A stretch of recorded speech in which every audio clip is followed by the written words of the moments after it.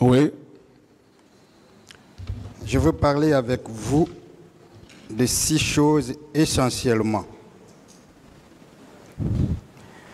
La première chose, je veux qu'on parle de la prise du pouvoir. La deuxième chose, je veux qu'on parle de M. Claude Pivy en tant que soldat, le soldat Pivy et le ministre Pivy.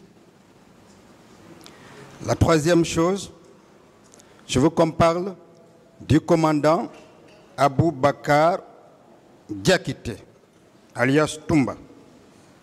La quatrième chose, je veux qu'on parle des questions qui ont été posées et qui sont directement en rapport avec le président Dadis.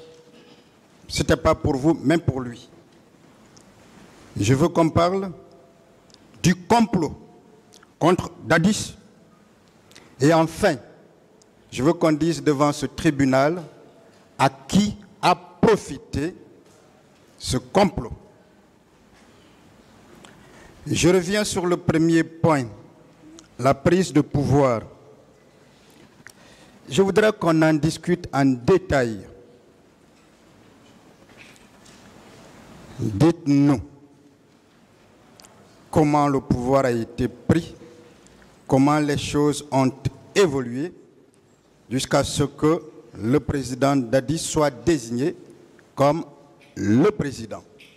Je veux qu'on en parle en détail.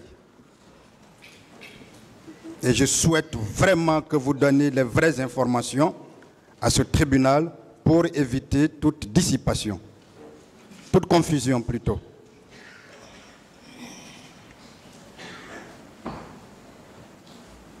La question? Comment vous avez pris le pouvoir? Quels sont les rôles qui ont été joués par M. Claude Pivy, par les uns et les autres? Bon, si je veux parler de la prise de pouvoir, ce pouvoir, c'est depuis très longtemps, nous on avait siégé là-dessus de s'organiser à ce que, au décès, parce que, paix à son âme, le journal L'Action Comté était déjà fatigué, auquel souvent, on se disait que bon, le jour où il sera mort, quand Dieu va l'appeler, le jour où il sera mort, le pouvoir, il faudrait qu'on le prenne. Mais, comme ce temps-là, c'est moi qui étais quand même le porte-parole de l'armée, donc toutes les équipes tournaient autour de moi pour pouvoir être renseigné des événements. Et dès que le président est mort la nuit, je fus être informé par la garde rapprochée même qui était au niveau du palais. Ils m'ont informé. Et moi aussitôt, j'ai informé le président Dadis, parce que nous étions ensemble la nuit là. Je lui ai dit, bon, frère, il faut rentrer chez vous. Moi, je rentre au camp, je vais essayer d'aller au camp pour organiser la situation qui est arrivée. C'est comme ça, il est allé, il était avec paix à son âme, Kelly, qui est son ami. Moi, je suis rentré au camp. Aussitôt, il y a eu le général Toto qui est venu. Et certains généraux sont venus encore me trouver là-bas, tel que le général Doumbouya, tous la Grandé. Un peu plus tard, on s'est déplacé, on est allé vers Bata. J'ai essayé de parler à les commandos qui étaient à Bata là-bas. Même le ministre de la Défense n'était même pas en place. C'est à partir de là-bas que je les ai demandé de l'appeler en tant que chef de bataillon qu'il vienne pour qu'on va essayer de siéger sur là-dessus. Alors, un peu comme ça, on s'est convenu la nuit. Et moi, j'ai dit au président Dadis, j'ai dit que vous ne pouvez que vous présenter demain à 13h. À 13h, vous devez vous présenter. Tout va terminer à partir de 13h. Nous, on va mettre tous les points et on vous tiendra compte comment on va vous donner le pouvoir. Et quand la journée a été arrivée, ça trouvait que tout le camp était maintenant sous mon contrôle. Le camp était sous mon contrôle, où j'ai essayé de faire des groupes, de battre un char, de bataille, ainsi de suite. J'ai dit, c'est moi-même qui ai dit au journal Sekouba, j'ai dit, vous n'avez rien à voir là-dedans, chacun doit nous suivre. Nous avons les derniers mots. Paix à son âme, mon ami qui est Issa Konaté. On a beaucoup siégé là-dessus. Et là, quand le moment arrivé, tout le camp était rempli. On s'est demandé de rentrer au bureau du journal Sekouba pour qu'on va se donner les derniers mots. Mais ce n'est pas tout le monde qui doit rentrer dans son bureau. J'ai demandé que 3 personnes, plus ou moins 4. Donc, il y avait moi, il y avait Père son âme Issa, il y avait le journal Sekouba et le président Dadis. Nous étions au nombre de 4. Ils sont là, vous pouvez demander aussi certains militaires derrière moi. Tout s'est passé au camp Alpha à vue d'œil de tout le monde. Donc, il y a Konaté, il y a Père à son âme Issa, qui a pris la parole. Il dit, bon, voilà, maintenant, là où nous sommes, il s'agit maintenant de faire la désignation de celui qui va être le chef de l'État pour la transition, pour être le président du pays. J'ai dit non. Il a dit, bon, c'est Sekouba qui doit être le président. Moi, j'ai tapé la porte, la table, j'ai dit non, tu ne dois pas dire ça. Très longtemps, nous, on a jugé nécessaire que le jour où Dieu va nous donner le pouvoir là, on va donner au capitaine Dadis. Parce qu'il nous a donné beaucoup de conseils très longtemps. Et c'est comme ça, ce pouvoir a été pu donner au capitaine Dadis. Donc, j'ai demandé à Sekouba que vous devez être le ministre de la Défense auprès de votre camarade. Lui, il va être le président. Nous devons être des ministres autour de vous. Un peu comme ça, c'est comme ça. De là-bas, on est sorti. On est allé maintenant au bataillon du camp Fer, là où on a organisé maintenant les autres officiers supérieurs pour pouvoir organiser ce qu'on appelle le CNDD, c'est-à-dire les membres du CNDD, c'est-à-dire les généraux Toto, ainsi de suite. On les a dit d'organiser ça et quelques minutes. Moi-même, Claude Pivis, c'est moi-même qui étais à la porte. Vous pouvez demander les officiers supérieurs qui étaient le temps là, au camp Fer là-bas. Il n'y avait pas, même un sergent ne pouvait pas rentrer là-bas, ni même un lieutenant. Non. Ce n'est que des officiers supérieurs que j'ai permis de siéger, de faire la liste. Et à un certain moment, j'ai demandé que bon, ça suffit. J'ai demandé au capitaine, j'ai dit, vous pouvez vous lever, vous et le général Sekouba, vous allez descendre. Le temps est arrivé maintenant, on va essayer de vous présenter devant les militaires, comme quoi vous êtes le chef de l'État, et on va aller à la radio pour vous présenter. C'est comme ça, ça a été fait. Si je vous comprends bien, ça veut dire que vous êtes celui qui a informé pour la première fois M. Dadis Camara du décès du président Lansana Conté. Bien sûr, moi je l'ai informé à table. Ça veut dire que c'est une contre-vérité lorsque M. Toumba dit que c'est lui qui a murmuré à l'oreille du président Dadis.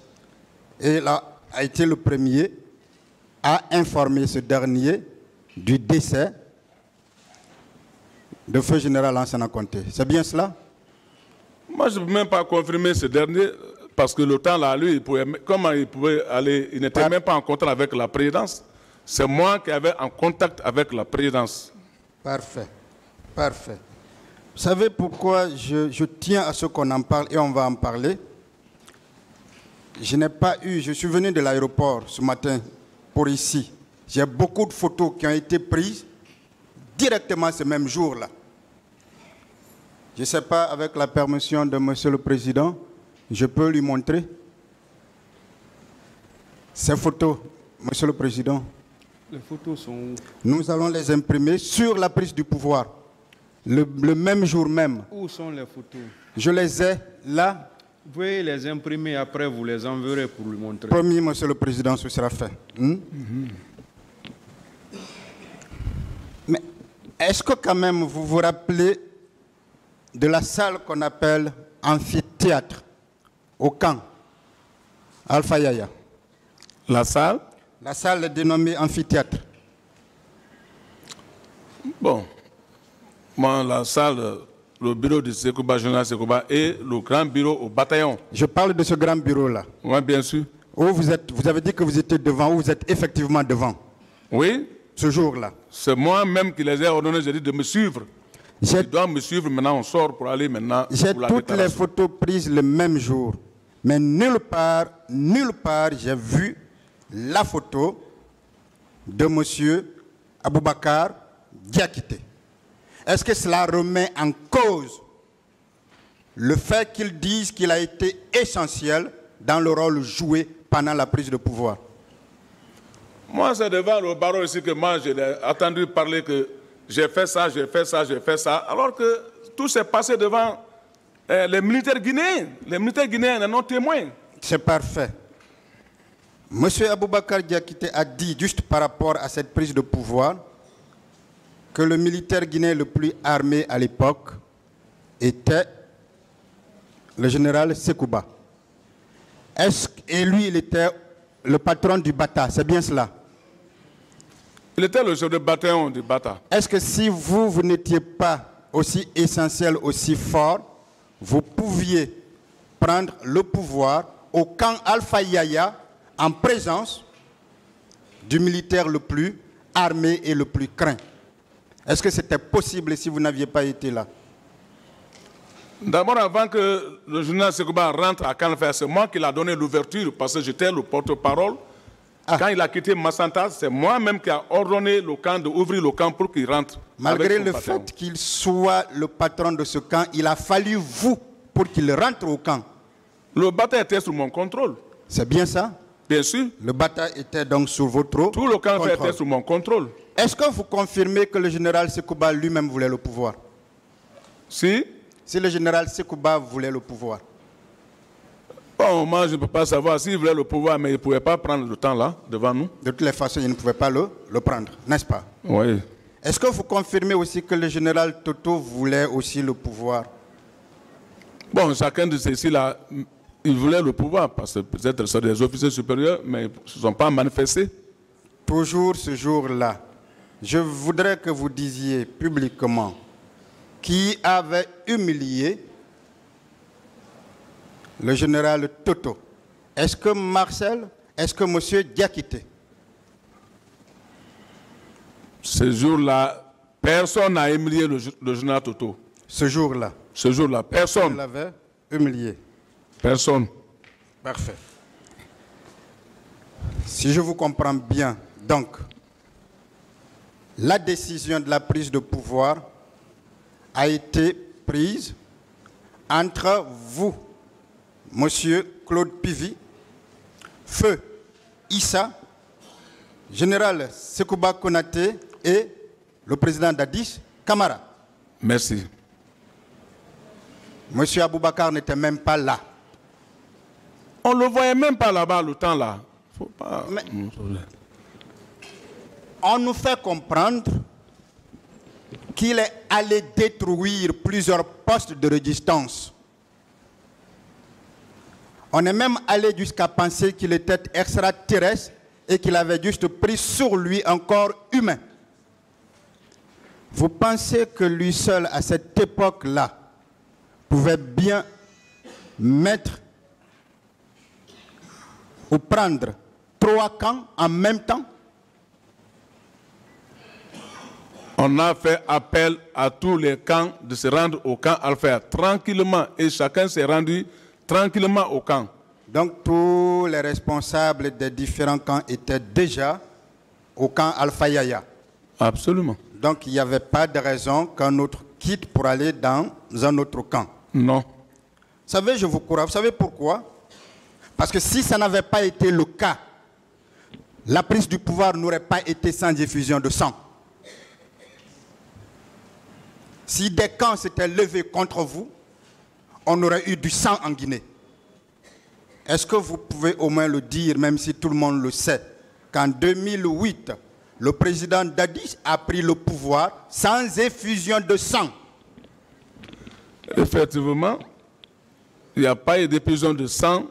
Même le bataillon char, même le camp Alpha qu'on parle, chacun s'est rendu tranquillement.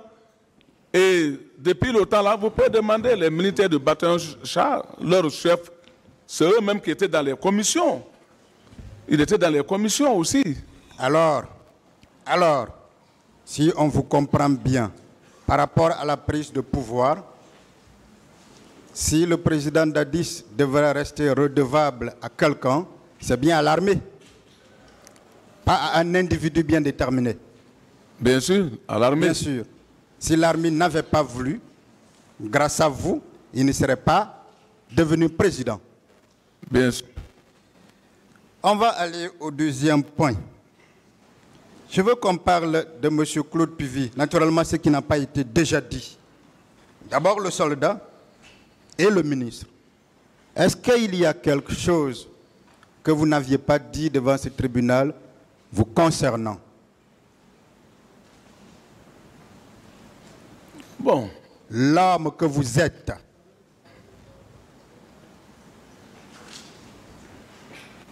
On en a parlé d'autres ici, devant ce tribunal.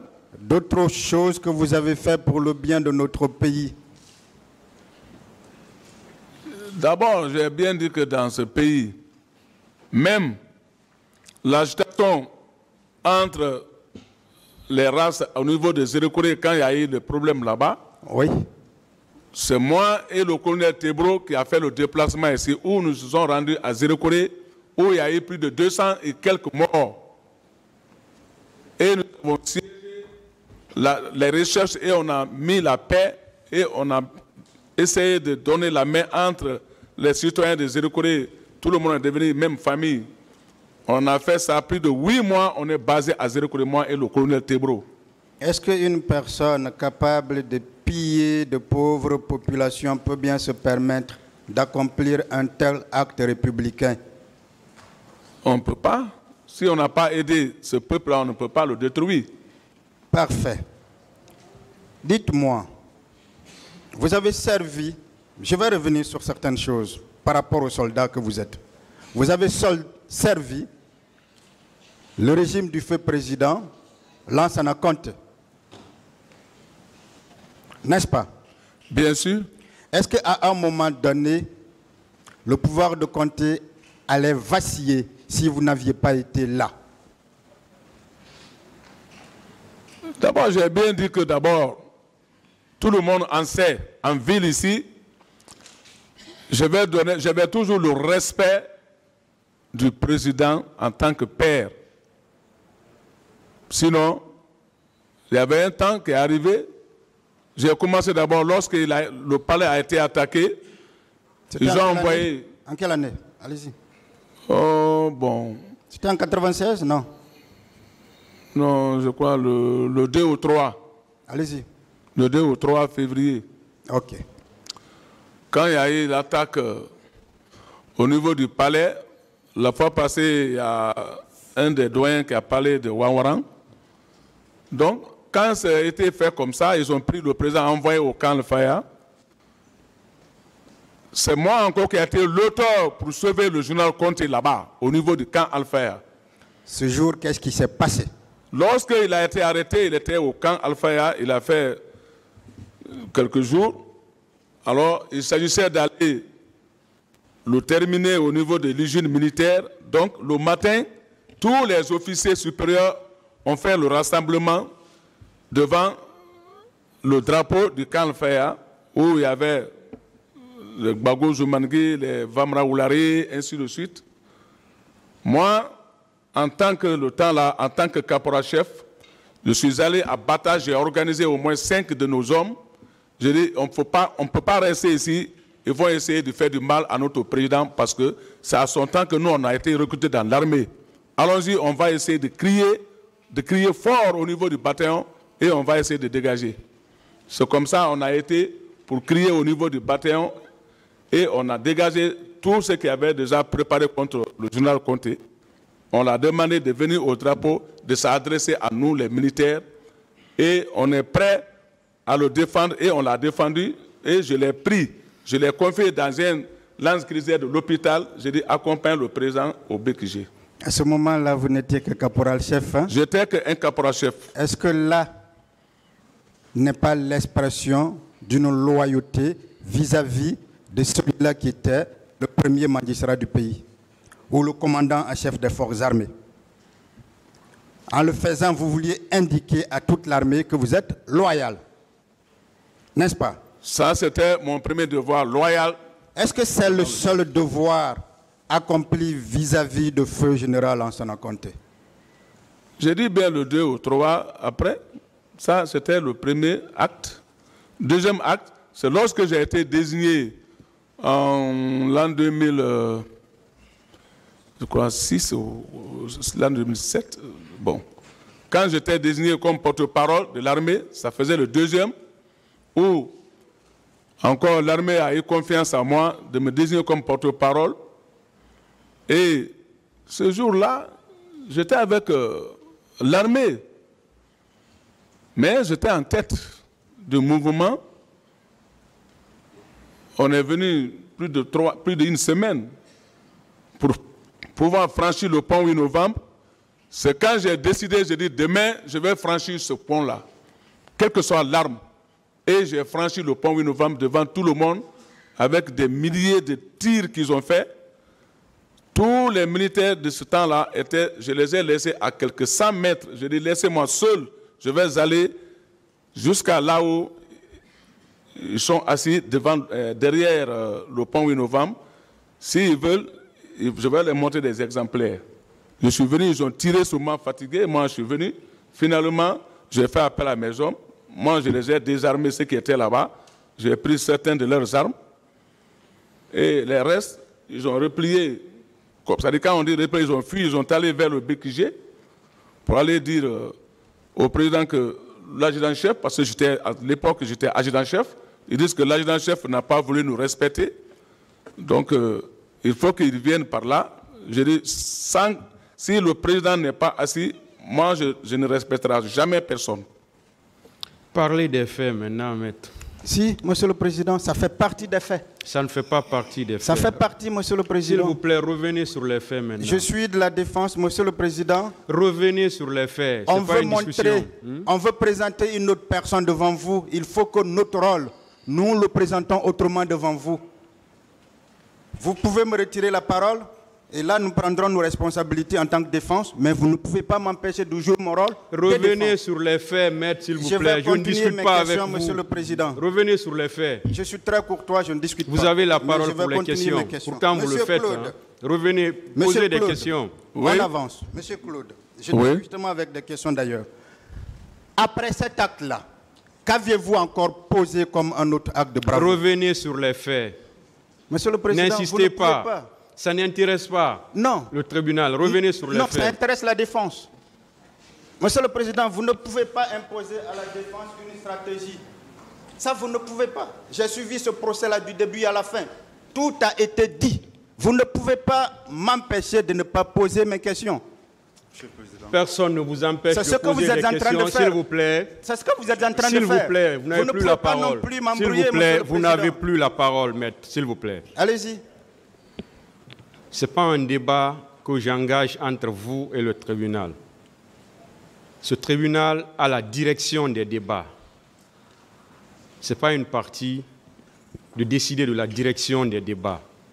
Si le tribunal constate que les faits ou la direction prise par une partie n'apportent rien au débat, le tribunal peut bien le cadrer et lui demander de prendre la bonne direction. Et c'est ce que le tribunal est en train de faire.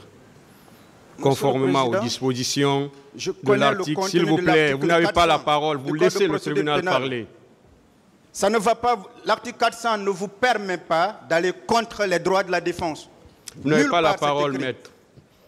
Vous continuez dans ce sens, le tribunal sera obligé de vous dire de quitter la salle. Parce que vous n'avez pas la parole. Ça fait partie des pouvoirs du tribunal. Mais encore qu'on aurait compris au moins que le tribunal ne veut pas le respect des droits de la défense. Ça ne gênerait pas. Mais j'ai des questions à poser que je dois poser. Une fois de plus, vous n'avez pas la direction des débats dans cette affaire. Vous n'êtes pas le tribunal. C'est le tribunal qui décide de la direction des débats. Et cette direction-là, c'est des questions qui concernent les faits.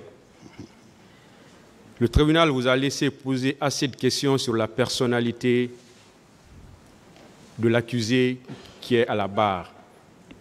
Une fois de plus, si le tribunal vous dit de revenir sur les faits, vous ne devez même pas discuter. Parce que vous êtes en train de partir dans un sens qui n'apporte rien au débat. Ça, c'est au tribunal de décider de ça, de juger de l'opportunité de ce que vous êtes en train de dire. Ce n'est pas une stratégie. Ce tribunal ne peut pas donner une stratégie et il ne donnera jamais une stratégie à une quelconque partie dans le sens de poser des questions. Et le tribunal ne l'a même pas fait. Tout ce que le tribunal a demandé, c'est de poser des questions qui vont dans le sens des faits. C'est tout ce que le tribunal vous a demandé. Si vous engagez... Entre 1h et 2h du matin, donc le 28 septembre, on va me dire comme cela, à votre retour. Est-ce que vous confirmez? Oui, je confirme. Parfait. Est-ce que vous confirmez aussi que vous avez effectivement dormi après avoir communiqué avec M. Sidya Touré jusqu'à environ 11 heures? Tout à fait, maître. Vous savez pourquoi je vous pose cette question? On a dit, parce que vous aviez dit qu'un officier d'état-major est un concepteur, on a dit que c'est vous qui avez conçu, élaboré, exécuté et fait exécuter ce qui est qualifié de massacre du 28 septembre. Donc on veut parler de préméditation. Oui, dites-moi, oui.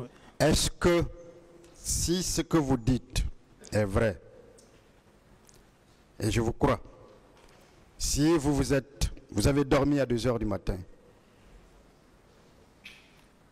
vous êtes réveillé à environ 11 heures, est-ce qu'un tel événement peut être planifié en 1 heure, en 2 heures? Oui, maître. Moi, j'ai voulu juste donner l'importance d'un officier d'état-major dans le contexte où je l'ai dit. Je dis que l'officier d'état-major est le cerveau du général. Le général en lui-même ne fait pas le travail qu'il veut. C'est dans ce contexte. J'avais pris, je crois, un exemple. J'ai dit dans cette auguste tribunal, le procureur ne peut pas se mettre à prendre des notes. Il a des substituts, ce sont ses cerveaux. Ceux qui veulent comprendre d'une autre manière, ils ne peuvent que comprendre de leur manière. C'est eux qui attirent l'attention du procureur. C'est eux, à des moments donnés, qui disent par rapport à ça, il y a ça, il y a ça. Monsieur Camara. Ce qui ne veut pas dire que... Monsieur Camara, est-ce que ces événements qui sont arrivés au stade pouvaient être planifiés en 1 ou 2 heures? C'est sa question. Absolument non, Monsieur le Président. D'autres questions? C'est la question, Monsieur le Président. Merci. Alors, je vous pose cette question. Et je voulais même aussi attirer votre attention. Avant même cette notion, dans l'ordonnance de renvoi, il était déjà mis dans l'ordonnance de renvoi les accusations pour parler de planification. Je vais y arriver. On va parler questions. Vous savez pourquoi je vous pose cette question? Parce que on veut faire comprendre qu'une réunion a été tenue à la présidence là-bas, logée au camp Al-Faya, ce 28-là. Aucunement pas, maître. Aucunement pas. Est-ce qu'on ne confond pas la réunion qui a été tenue le 27 à l'état-major général des armées au camp Samori. Tout est possible, maître.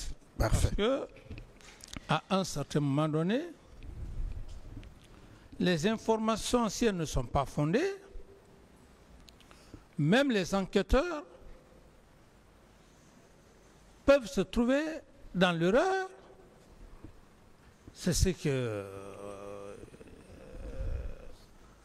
c'est par rapport à ce que vous dites. Vous savez, sur vos instructions données au chef d'état-major général des armées, il était question de faire consigner tous les militaires dans les casernes et de ne laisser le maintien de l'ordre public, qui est d'ailleurs classique pour la gendarmerie et à la gendarmerie et à la police. Voici, cela est confirmé par le chef d'état-major lui-même. Le procès verbal de déposition de témoins du 14 de l'an 2014 et le 11 septembre à 10h29. Page 2. Voici ce que le chef d'état-major général des armées dit pour vous, pour indiquer la mesure que j'avais prise sur le plan sécuritaire. Il dit, à la veille de la manifestation, j'ai reçu l'ordre du président de consigner tous les militaires dans les casernes, à l'exception de la gendarmerie et de la police, qui seront chargés du maintien de l'ordre.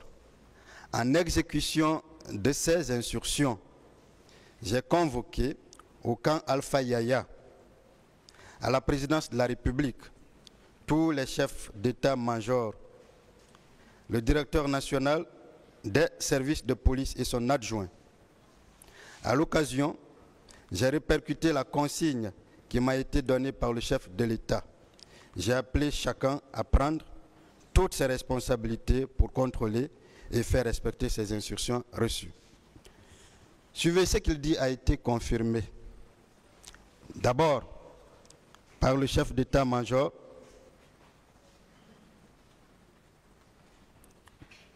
le général Baldé, le chef d'état-major de la gendarmerie, la page 2 du procès verbal de l'an 2013 et le 26 juin à 10h. Voici ce que lui-même il dit. À la date du 27 septembre 2009, j'ai été convié à une réunion à l'état-major général des armées. L'état-major général des armées se trouve au camp Samori. Au cours de cette réunion, il a été question de prendre les instructions sur les dispositions à prendre concernant les informations qui étaient à notre disposition et le dispositif à mettre en place. Il devait assurer, il a été retenu que s'il y avait marche, seule la gendarmerie et la police nationale devraient assurer le maintien d'ordre. Les autres corps devraient être casernés. C'est la répercussion par le général Baldé, la répète par le général Baldé de ce qui leur a été dit par le chef d'état-major. Cela est encore confirmé par le général de brigade, Édouard Théa, sur les pages 3 et 2, sur son PV. Le procès verbal de déposition de témoins l'an 2016 et le 13 avril à 11h. Voici ce qu'il dit sur la page 2. Le fait de consigner les militaires dans les camps a été une importante mesure de sécurité. Dans notre déontologie, il faut tout faire pour éviter le contact des militaires avec la population. La sécurité en ville intéresse les forces de sécurité. Je ne suis pas à mesure de vous dire quels sont ceux qui étaient au stade.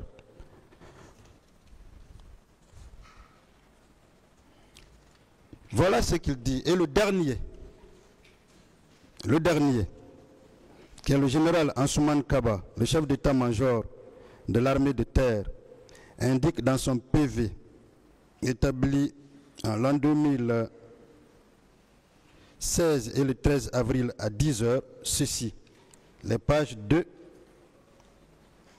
1 et 2.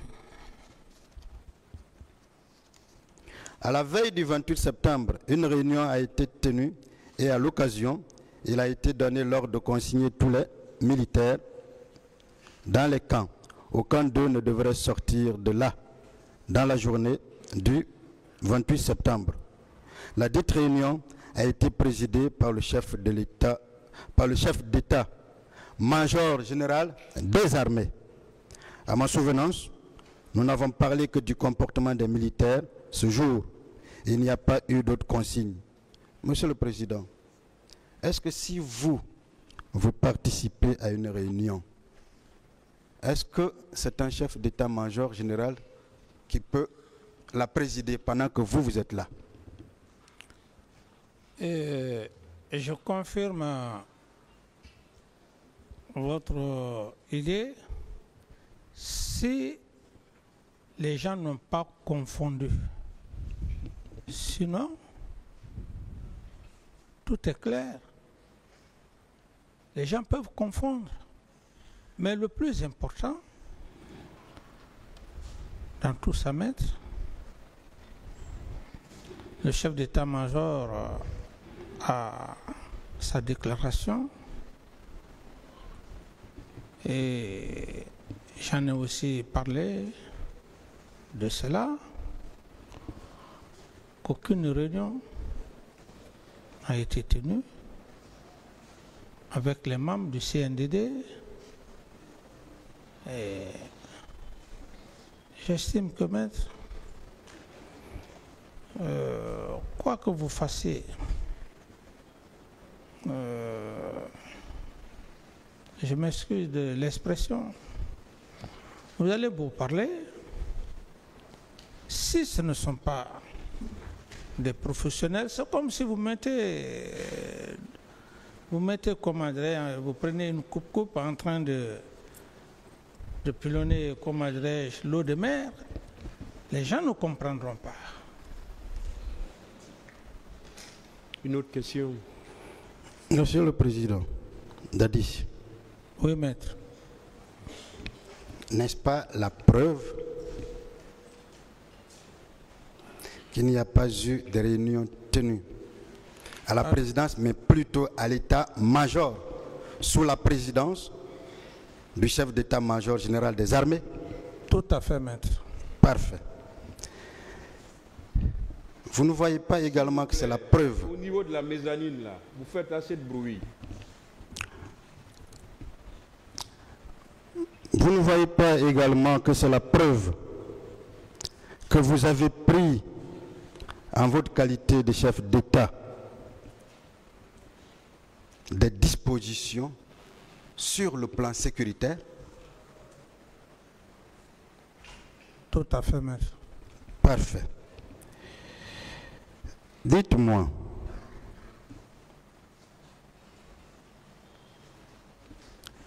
on a indiqué ici, la partie civile, que vous êtes allé au Fouta pour tirer sur la population. Vous ne trouvez pas ça une insulte aux sages du Fouta qui vous ont, de manière aimable, invité? Oui, mais ce que je vous ai dit, quoi que l'on fasse, s'il y a des idées opposées, certains peuvent penser de la manière. Tout ça, ce sont des détails. Mais maître, en toute sincérité, s'il n'y a pas eu de mal ou de dégâts à l'abbé, je pense que c'est le plus important. je ne cherche pas à ce que tout le monde ait la même conviction que moi par rapport à ma volonté d'aller au Fouta. Parfait. Ce n'est pas ce qui m'intéresse. Ce qui m'intéresse, je suis allé au Fouta, devant le tribunal. J'ai dit que j'ai eu un accueil chaleureux et je suis revenu sans problème. Qu'il y ait maintenant autre chose, je pense que, maître, si on veut rentrer dans tous ces détails, on va fatiguer les gens. Les gens ne comprendront pas. Ceux qui ne comprendront pas, maître. Le plus important, c'est le tribunal. Je ne veux pas me fatiguer à me faire comprendre à ces gens-là qui ont une idée arrêtée. Moi, mon problème, c'est le tribunal. D'autres questions, s'il vous plaît. Parfait. Est-ce que chef d'État que vous êtes, en allant en un endroit, n'importe où, est-ce que c'est normal que la sécurité parte avant vous et vérifie que les conditions sécuritaires sont réunies? Maître, à ce niveau, ça n'a pas commencé par moi et ça ne va pas s'arrêter à mon niveau. Parfait. C'est pour cette raison, maître, j'ai dit avec vraiment, bon, peut-être ils vont dire que je veux qu'on évolue rapidement parce que ça, ce sont des faits que j'ai déjà donné mon point de vue. J'ai dit bien, maître, quoi qu'on fasse, même si on passe toute la journée ici, ceux qui ne comprendront pas, ne vous comprendront pas. Donc, je me dis, le plus important, c'est la compréhension de cet auguste tribunal, parce que c'est des professionnels, maîtres. Sinon, on ne va pas évoluer. Monsieur le Président Dadis, si vous avez remarqué, toutes les parties presque vous ont parlé des dispositions à prendre. C'est important. C'est pour ça que je veux que nous en parlions. Oui, maître, je sais que c'est important, mais le cas de l'abbé qu'on parle, ceux qui avancent des idées contraires à ça, je ne suis pas devant l'auguste tribunal. Vous avez déjà répondu. Hein. Une autre question, maître. Est-ce que c'est donc normal? Est-ce que quand votre ministre de la Sécurité présidentielle va pour cette sécurité, c'est donc normal? Mais c'est tout à fait normal. C'est tout à fait normal, n'est-ce pas? Oui. C'est parfait. Mais, Monsieur le Président. Oui, maître. Vous avez entrepris des démarches auprès de M. Sidya Touré,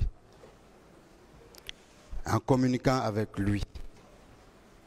N'est-ce pas une démarche politique que tout chef d'État, soucieux de la paix dans son pays, devrait faire? Tout à fait, maître. Vous ne voyez pas que vous faites même de trop, entre griffes, que chef d'État, vous appelez les leaders politiques? Vous ne pensez pas que même le ministre de l'administration du territoire de l'époque pouvait le faire? Mais en le faisant, vous, est-ce que vous n'aviez pas voulu montrer que vous êtes un homme de paix? Oui, c'est ça, maître. Mais si ce ne sont pas des hommes aguerris, des professionnels, ne vous comprendront pas. C'est ce que je veux vous dire, maître. C'est ce que je veux vous dire. Autre question. Monsieur le Président, est-ce que vous aviez entrepris des démarches auprès des religieux? Tout à fait, maître. N'est-ce pas ça encore un acte républicain? Tout à fait, maître. Est-ce que vous avez entrepris des démarches auprès des notabilités, les coordinations de la Haute-Guinée, de la Moyenne-Guinée de la Guinée forestière et de la Basse-Guinée. Tout à fait, maître. N'est-ce pas un autre acte républicain? Oui, maître.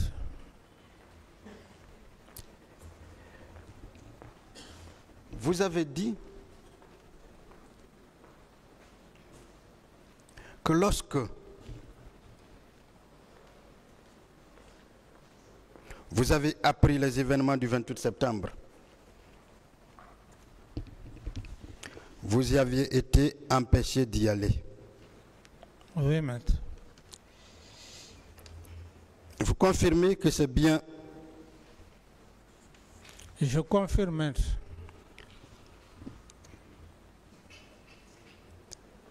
Mais, Monsieur le Président, Oui, maître. en même temps, celui qui vous a empêché est allé au motif qu'il partait vous chercher. Oui, maître. Est-ce que cela est possible? Que si cela est possible, Oui. je trouve incompréhensif. Incompréhensible, n'est-ce pas? Oui. On va démontrer que ce n'était même pas vrai. Est-ce qu'au niveau de la présidence, vous aviez votre dispositif de sécurité? Oui, maître. Est-ce que c'était un dispositif impressionnant et visible? Très impressionnant. Vous, en tant que chef d'État, est-ce que vous pouviez sortir sans vos gardes? C'est ça, maître. C'est pour cette raison, je crois que c'est important. On vient maintenant à des faits extrêmement importants. Mais il faut être de très mauvaise foi. C'est pourquoi, quand je dis de mauvaise foi, on est tous des Guinéens. L'Auguste tribunal qui est assis devant moi ont vécu les faits. Est-ce qu'à l'époque, Capitaine Dadis pouvait sortir inaperçu? Non, mais il faut être de mauvaise foi. D'autres questions? Dites-moi, si vos dispositifs étaient là, à la présidence, est-ce que jusqu'à la porte de sortie, il y avait d'autres dispositifs de sécurité? Mais j'en ai parlé des barrages, de 7 barrages. On ne peut pas traverser ces barrages. Si c'était moi qui sortais, parce que là, il y a des signaux, il y a l'alarme qui est là. On ne peut pas traverser, franchir ces barrages sans que, si c'est moi, sans que personne ne sache. Depuis jusqu'à maintenant, c'est d'abord toute la ville et le tronçon même que j'allais emprunter, j'allais le savoir. D'autres questions? Alors, est-ce que c'est une contre-vérité quand un aide de camp dit que je partais chercher mon président en quittant la présidence, en laissant les dispositifs de sécurité, en dépassant tous les barrages, en sachant que le président ne peut pas sortir sans qu'on ne bouge son dispositif de sécurité ou sans que les personnes au niveau des barrages soient là? Est-ce que cela est une véritable contre-vérité? J'ai dit une véritable contre-vérité que je peux résumer que c'est un prétexte. C'est un prétexte. Ouais. C'est un prétexte. Alors, si c'est un prétexte, comme vous le dites, est-ce que celui qui est allé n'est pas allé pour une autre raison que celle donnée ici publiquement? Je l'ai dit effectivement, maître. C'est pour ne pas en abuser aussi de la patience du tribunal que je vais encore y revenir quand je dis que c'est un prétexte. J'en avais suffisamment développé cette sortie de mon aide de camp, ce prétexte qu'il allait chercher le président. Je n'ai plus autre commentaire à faire à ce niveau, maître. Parfait. Vous savez, maître, pourquoi je n'ai plus... D'autres questions? Monsieur le Président. Oui, maître. On vous a dit ici que vous avez violé une consigne générale vous-même. C'est-à-dire les instructions données au chef d'état-major, que ça s'appliquait à vous. Les instructions données dans l'armée, est-ce que elles s'appliquent aux subordonnés ou aux supérieurs? Maître, vous savez, je ne veux plus me reprendre. Je veux juste, maître, vous dire, vous avez touché des points. Moi, ce que je veux, les questions que je veux que vous me les posez, c'est des questions que certains ont dit, des contre-vérités qui s'avèrent tout à fait nécessaires. Mais ça, lorsqu'un chef d'état-major prend une décision, mais le chef d'état-major s'adresse, comme adresse, aux subordonnés qui ont les armes. Parfait. Alors, on vous a également lu des PV pour indiquer que des personnes, notamment le colonel Claude Pivy, ont indiqué que vous aviez demandé au colonel Thiebro d'aller au stade. Monsieur le Président, oui, maître. Est-ce que vous saviez que les procès-verbaux établis par un officier de police ne constituent que de simples renseignements, viennent juste pour renseigner le tribunal? Mais maître, par rapport à cette question, c'est ce que je suis en train de vous dire. Même si on passe toute la journée par rapport à ces questions, il y aura toujours des idées contraires. Ce qui est le plus important, maître. Le colonel Thiebro est venu ici, devant l'auguste tribunal. Ils ont tous passé. Le colonel Claude Pivy, que je n'ai pas donné des instructions. Je vais vous faire croire, maître. Et c'est pourquoi je dis encore que je ne me laisserai pas influencer par qui que ce soit, contrairement à ceux-là qui disent le colonel Thiebro ne peut pas aller, ou bien ceci, cela sans moi. Moi, je suis devant un tribunal qui est professionnel. Ce qui est important, les personnes physiques, morales sont là. Ils ont leur faculté morale, mentale, bien assise. Ils ont passé devant le tribunal. Je n'ai plus d'autres démonstrations à faire. Mais par rapport à ça, je n'ai plus d'autres démonstrations à faire. D'autres questions? Monsieur le Président, est-ce que vous saviez que le même colonel Pivy a dit devant le juge d'instruction qu'il n'a jamais déclaré cela? C'est ce que je dis, maître. C'est ce que je dis.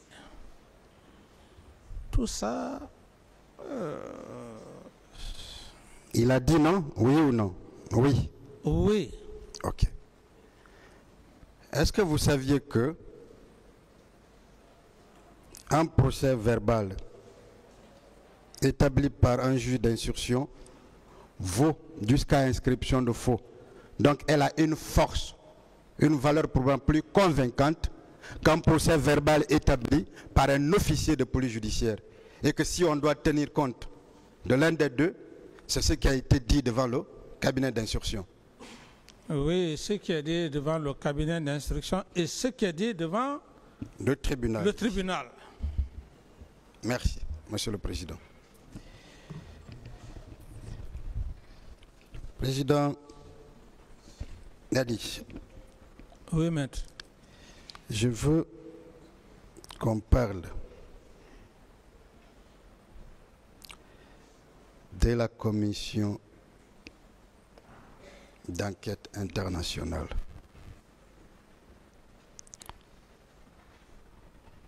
C'est cette commission qui vous incrimine. Est-ce que vous connaissez celui qui est l'auteur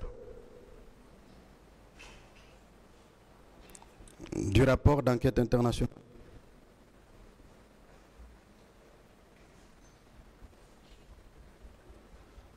L'auteur? Oui. Est-ce que vous connaissez celui qui l'a fait? Non. Je ne connais pas. Il s'appelle Mohamed Benjaoui. Je ne le connais pas, maître. Oui, je sais. Il s'appelle Mohamed Benjaoui. Si vous pouvez... Est-ce que vous saviez que c'est un ami personnel du président Alpha Condé?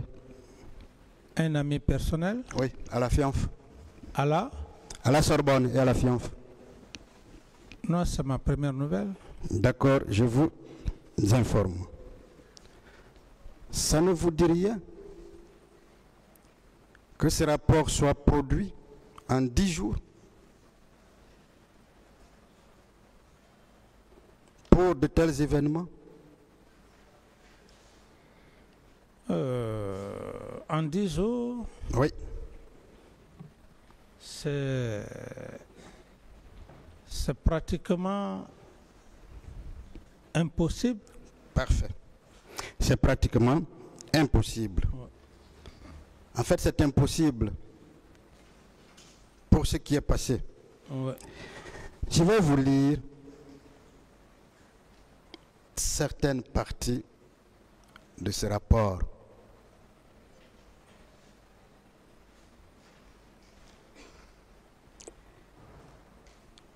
Un point a été touché par nos confrères, la page 32. La page plutôt 33, 149, point 149. Voici ce qu'on dit dans la commission, dans ce rapport.